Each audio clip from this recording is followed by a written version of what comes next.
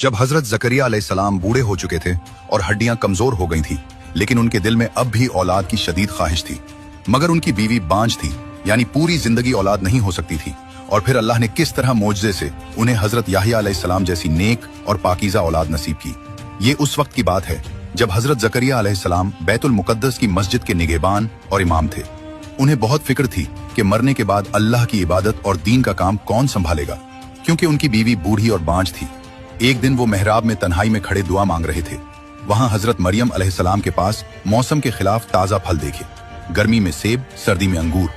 जकरिया अलैहिस्सलाम ने पूछा, मरियम ये फल कहां से लिए? उन फलों का तो अभी मौसम ही नहीं है। हजरत मरियम ने मुस्कुराकर कहा, अल्लाह की तरफ से है ये सब। अल्लाह जिसे चाहे बेहिसाब रिस्क देता है।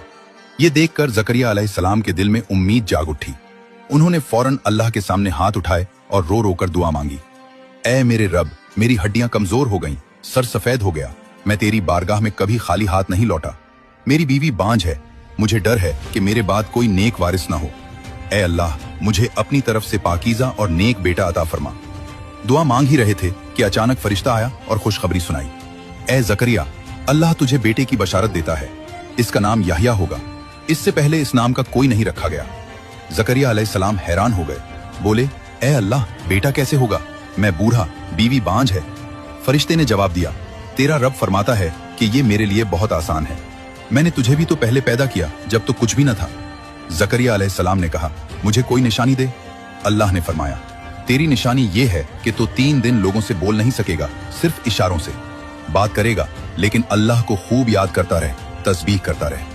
तो 3 दिन तक हजरत जकरिया अलैहिस्सलाम लोगों से सिर्फ इशारों में बात करते रहे, बोल नहीं सकते थे, लेकिन अल्लाह का जिक्र, तस्बीह और दुआ बराबर करते रहे। ये सब बोलकर ही करते थे। 3 दिन गुजरने के बाद उनकी जबान बिल्कुल ठीक हो गई, सब कुछ पहले जैसा नॉर्मल हो गया। कुछ दिनों या महीनों बाद अल्लाह का मुजज़ा हुआ, उनकी बूढ़ी बीवी हामिला हो गई। फिर अल्लाह ने उन्हें एक प्यारा बेटा दिया, जिसका नाम हजरत याहिया अलैहिस्सलाम रखा गया।